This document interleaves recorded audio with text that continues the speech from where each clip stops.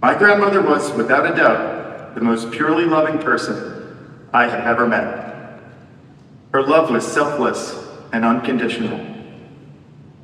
Experiencing that kind of love, even for a short time, leaves an indelible mark on a person's soul. I was immeasurably blessed to have it in my life every day for many years. When I came into this world, Grandma and my grandpa, Nicholas, welcomed me into their home with great joy and helped raise me for years with boundless love. Grandma dropped everything, quitting her job to become a stay-at-home grandma. Because of this, my perspective on Grandma is unique in some ways. But one of Grandma's many virtues is that she was the same loving, joy-filled person to everyone she met.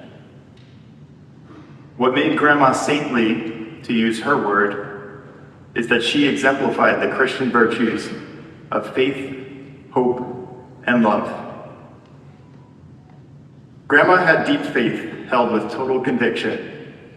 Faith informed her worldview and helped her to keep her priorities straight without hesitation. She prayed every day with the utmost sincerity. She prayed nightly for everyone in our family and countless others, asking God, and especially Mary, to help the people she loved.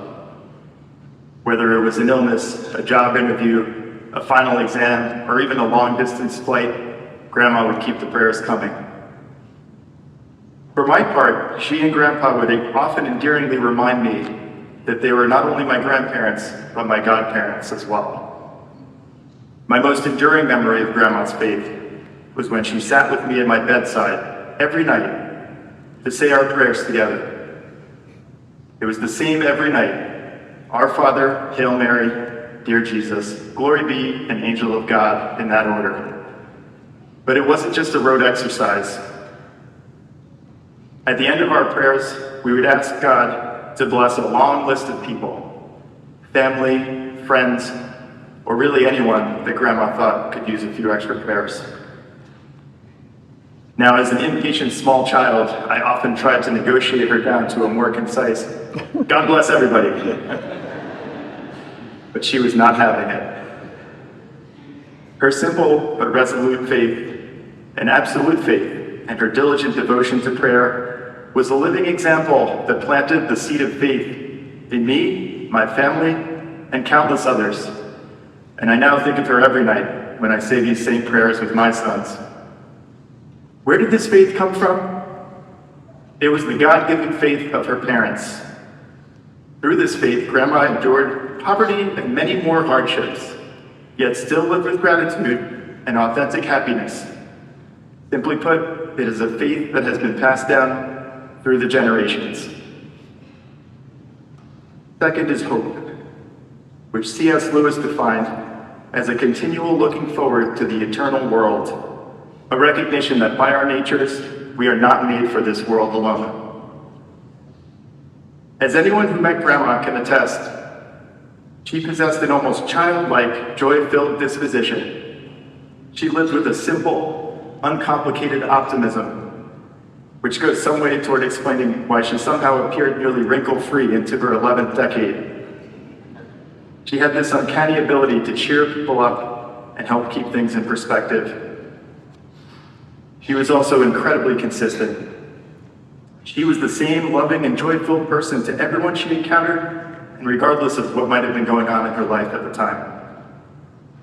For me, especially over the past decade, every phone call with her ended exactly the same way. I love you forever and a day. While I am terribly sad that I was not given a chance to say goodbye, I do take comfort in knowing more or less exactly what such a conversation would have been like. I love you forever and a day, since the day you were born.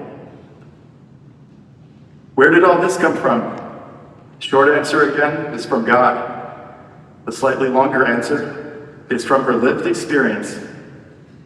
I often consider with awe how she met my grandfather at age 17 in 1937 and committed to him as he enlisted as a Marine after Pearl Harbor and headed overseas to the Pacific Theater.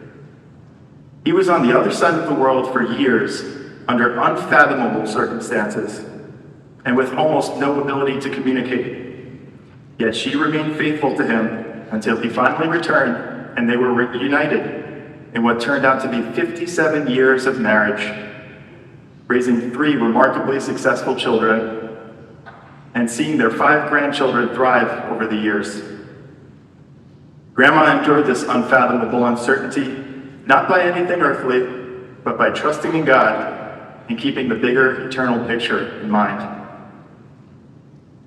Third is love, and love in the Christian sense, that is, a selfless and unconditional love. When I think of unconditional love, I think of Grandma. I have known at every moment of my life that nothing I could ever do would make her love me any less. I've known this with unwavering conviction since the day I was born.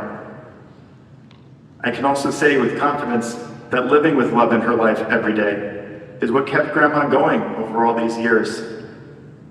She raised Joan, Jim, and my mother so well and was so incredibly proud of all that they accomplished. When Grandpa died nearly 20 years ago, my mom and dad took her into their home and sacrificed so much to care for her for 14 years. Aunt Joan and Uncle Jim could help provide for her care through their generous support over all these years, through their generosity. And of course, Uncle Jim has spent time with her nearly every day for the past 18 years, including the last 4, where he endured nearly as many sleepless nights as I've had as a parent of 3 children under 5. Their late night duets of Old Man River and so many other classics brought her so much happiness and peace. And as many of you know, her kindness and sharp wit were an endless font of homily material. It was all such a virtuous cycle because she loved Uncle Jim so much and took such great pride in all that he's accomplished in his decades of ministry. Through it all, Grandma very often spoke about how much she missed Grandpa. But invariably, when asked if she wanted to be with him again, she would smile and say, "Oh no, not yet." Her love had always given her life meaning, and there was no limit to the amount of love that she had to give.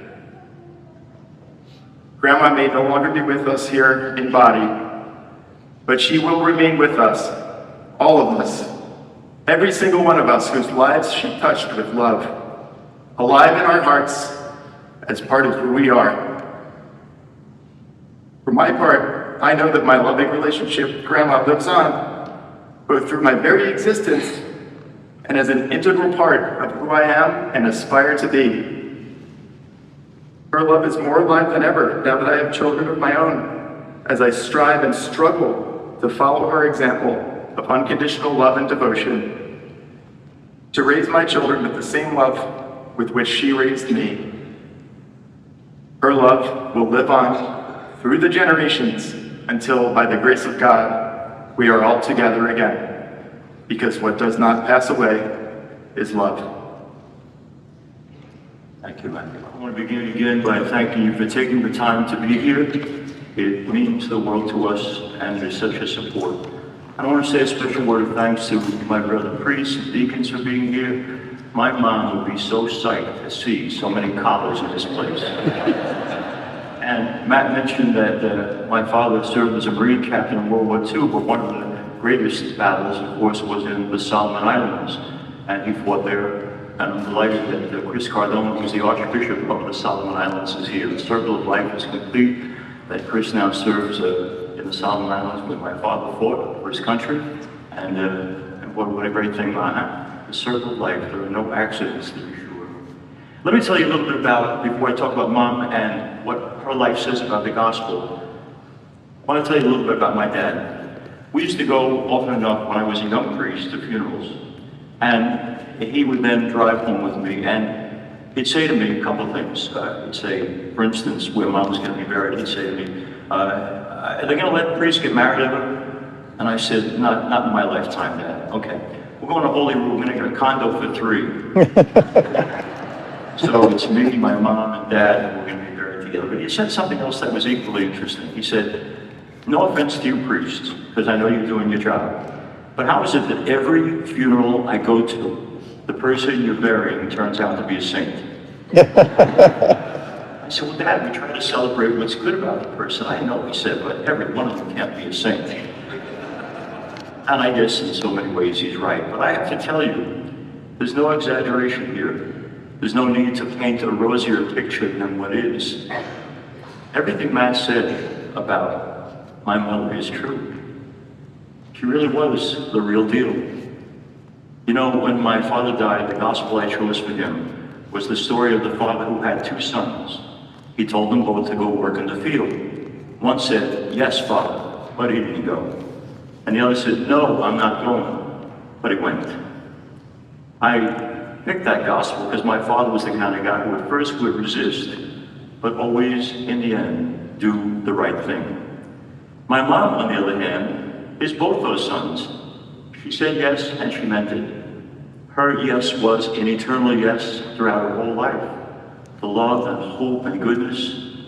And I picked that gospel today simply because for her, life was pretty simple. We're only here for two things: to love God and to love the people He places in our lives. And if you get that right, you've got it all right. In so many ways over the years, when you read the works of the Little Flower, St. Therese, or you hear about Mother Teresa, now St. Teresa of Calcutta, they both say the same thing. It's not important to do the extraordinary, the flash in the pan. It is so important to do the ordinary with great love. And so she did. You know, no matter what I say about her and what wonderful life she lived, the truth is this past week has been one for me of overwhelming sadness. For lots of reasons, one of which is that she is truly my dearest friend, and she's my heart. And I've said many times at funerals here at Our Lady of Lourdes, you know, it doesn't matter how long people live. You know, and there's no comfort at all in her going at 102, except that I'm grateful to God for giving her the time. But it still hurts. It still hurts. I mentioned that to you, though, because last night, Matthew faxed me what he was going to say today. I took it into my mother's room. I sat down in one of her wheelchairs, because she hasn't walked in almost a dozen years, and I read it. And the sadness in me was lifted. I was sad because all that goodness and joy and love that she brought into the world, I thought was exiting with her.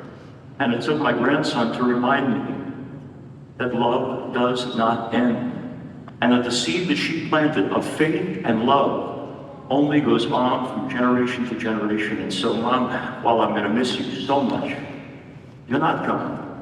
You live on in our love and our faith, and we owe you so very much. I want to talk, if I can, just for a few moments, I promise, because one thing I also learned last night when I read Matthew's remarks was, I really don't need to go homily at all. This kid is good, you know. Don't you think so? Yeah.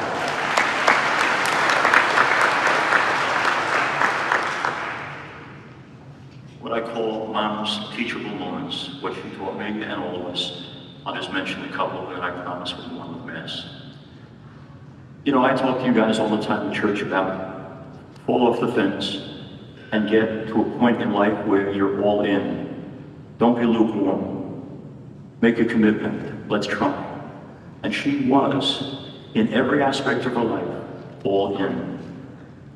All in terms of being obviously wife and mother, sister, and daughter. But all in too in terms of her faith, which she practiced without cease, in giving without ceasing. She was all in all the time, and it wasn't always easy. I would want to paint a picture, you know, Father Brian Morris here, and someone saying, well, I like his homilies, but he comes from a too perfect family, and I can't relate. We can't apologize for the family you come from. We all come from good people, but every family's got its problems. And we certainly did too. But she was all in. So her belief was, if we have problems, we faithfully work them out. We don't break away, we don't give up, we keep on keeping on, always and forever, no matter what, because that's what love demands. She was all in. I'll give an example of physically how she was all in. When Matthew was born and he came to live with my folks, my mom discovered shortly thereafter that she had breast cancer. And we went up to North Shore and we met with Dr. John Mountain, who is with her now in heaven, I pray. And he explained to her what a mastectomy was all about. And the first thing she said to him was, I've got a baby at home, and I need to be able to carry him and lift him. Is this going to get in the way of that? And he said, well, there's something else. We haven't done much of it, but there's something called a lumpectomy. And it's just the lump, the tumor, and a lot of radiation to follow up. But it's not as deep and cutting and limiting as a mastectomy would be. Well, I've got a baby at home. Let's go for number 2. She was all in.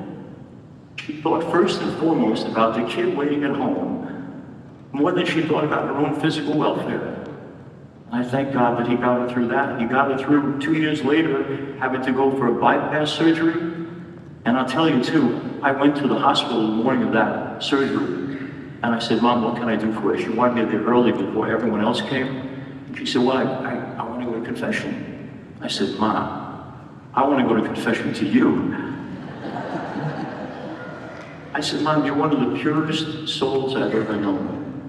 What possible sins could you have? And she said, Jimmy, it's always better to be safe than sorry. She loved having a priest that could beg and call. I shared with Sammy over the weekend that every time in the past 4 years that she's been here at Our Lady of Lourdes, I'd walk into a room where she was with others, and she'd say, here comes my wonderful, wonderful son. And he's a priest. I'm glad, Mom, to make you happy. It certainly has made me happy to be a priest for you. Something else I want to talk about, I promise, is about that poverty thing. Matthew mentioned you grew up in poverty. It seems to me, in my experience, that when people grow up really poor, it can do one of 2 things to you. It can make you bitter and angry at the short stack you were handed. Or it can have an opposite effect, and that it did for my mom. She looked at her poverty as a reminder for the rest of her life, when she was not poor, to remember that there were still people out there who were poor, and to never ever forget them. I've shared with some of you that my dad in their middle years thought he'd be doing her a favor by getting her a woman to help clean the house who would come every week. And my mother would drive to Roosevelt to pick her up, and then come back to West Hempstead to bring her to our home. She would be busy making this young lady lunch. She would then go through the house and collect all sorts of things she thought we really didn't need, but maybe she did. She would then take her shopping for clothes for her children. By my father's standards, she would certainly overpay her. And then she'd drive her home. And I remember hearing my father saying one time, who's working for who?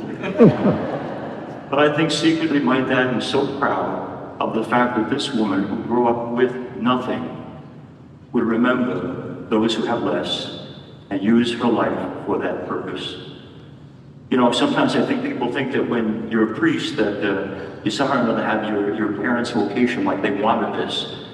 And yet, I must tell you something else wonderful about her. We had a retreat in the seminary called Exodus 33, and we go away for an Ignatian retreat for 30 days of silence. I know it's very hard for you if you're from this parish to imagine me being quiet for 30 days. But we did, cut off from the world. But before I went, my mom gave me a letter that I just found this week. And she said, I know you're going on that long retreat. And I know this could be one of the most important moments of your life where you decide about priesthood. I want to tell you up front that priesthood is a noble and a wonderful, wonderful vocation. But I want you to know going in, if it's not for you, that we, your dad and I, we love you simply and forever. I hope you decide to be a priest, but I don't need you to be a priest. Whatever you do, Jen, as long as you're happy and peaceful, and you know it's what God's plan for you is, then you do what you have to. What she gave me is what I so often say at baptisms. The richness of parents, that they raise a child, love them, nurture them, clothe them, feed them, challenge them, correct them, just so that one day, if they're really good parents, they love their kids enough to let them go to become the people they're supposed to be. And that's what she did for Patty and for Joan and for me. Final thought. It takes a village. I never thought I would be quoting Hillary Clinton, ever. But I have learned through this process of Mom's life, the night before my dad died, we sat at his dining room table and he said to me, you know, I don't think this thing is going well. He was battling cancer at that point. But I know you'll take care of your mother. And I know that people often ask me, you know, is it a heavy burden? And I say, and they think I'm just saying it because I'm a priest, I say, no, it's a privilege. But it's not a privilege that I've carried alone at all. I have not just two sisters, but a great extended family who have been so incredibly there for my mom. I have some caretakers you wouldn't believe who became like daughters to my mom. They're here today, I'm happy to say. Portia and Patricia, dear Anna, of course, Linda, and I want to mention one guy, Billy, who has taken such awesome care of my mother for so long and checked on her every day with her fragile health. That's the village I'm talking about. But also there's one more village, and it's you guys. You know, for 14 years when she lived with my sister, I would go and visit her at night over there. But it became necessary for me to take her on 4 years ago. And I have to tell you, you have allowed me to be both a pastor who does his job, but a guy who loves and cares for his mom. And I will be grateful for the rest of my life for the people of Our Lady of Lourdes for offering hospitality to this beautiful, beautiful girl. I thanked all the priests before, but I need to especially thank the priests in my rectory who took to calling her mom and have treated her like their own. I can't thank them enough. I think in some ways she brightened our home, and I know for me it was a source of great joy and grace to have my mom always there. Every night I'd be with her and we would sit at the edge of the bed and we would pray together and we would sing together and we would talk. And always, always, she would say goodnight with a grateful heart. Grateful for all the blessings she'd received, family and friends, the country she lived in, the God she believed in. I remember not too long ago, we sat at the edge of the bed and she was getting more and more fragile. And she was in my arm and leaning into me and said, Jimmy, thank you so much for taking such good care of me. And I said, Mommy, it's a privilege. And so it is. I'd like to end by singing, you poor people, I'm going to sing to you. Back when my dad was in the service, there was a popular song, and it was written by a wonderful woman named Vera Lynn. The World War had begun, and so many of these young guys and gals were going off to war. And she wrote this song about the hope that one way or another, either by them coming home after the war or meeting them in heaven, they would meet again. And the song is called appropriately, We'll Meet Again. And I'd like to share with you the words of a song that I believe reflects the words my mom would speak and pray and sing to us herself. We'll meet again, don't know where, don't know when, but I know we'll meet again some sunny day. Keep smiling through just like you always do, till the blue skies chase the dark clouds all away. So will you please say hello to the folks that I know, tell them I won't be long. They'll be happy to know that as you saw me go, I was singing this song. We'll meet again, don't know where, don't know when, but I know we'll meet again some sunny day. That song you heard sung from the heart, but I'd like you to hear it sung right. So I've asked Melissa and Matt, our co-directors of music, to sing it the way it should be sung. Here's We'll Meet Again.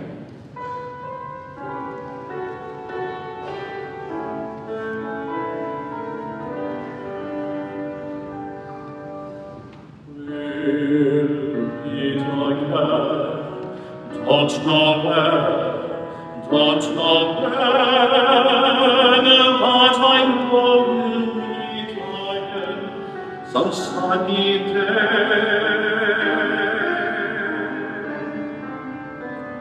Keep smiling through, just like you always do, till the blue skies drive my dark house far away. So will you please say hello to the folks that I know, tell them I won't be long. They'll be happy to know that as you saw me go, I was singing this song. Me tiger, don't know where, don't know when, but I know we'll meet again some sunny day.